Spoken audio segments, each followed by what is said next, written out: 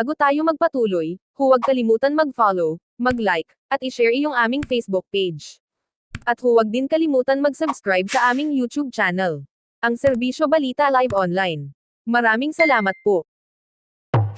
Nagkakahalaga ng 2,040,000 pesos at tinatayang nasa 300 grams ang nakuha umano na iligal na droga sa dalawang suspect na tinuturing na high-value individual ng Southern Police District Drug Enforcement Unit.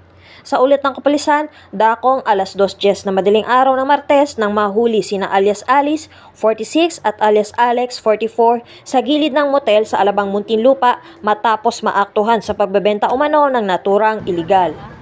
Nakuha sa mga ito ang 3 plastic na binuhol na may laman ng pinaghinalaang shabu na tinatayang nasa 300 grams at na-recover din ang ginamit na buy-bust money na may budel money na 99 pieces na tig 1,000 pesos, cellphone at iba pa.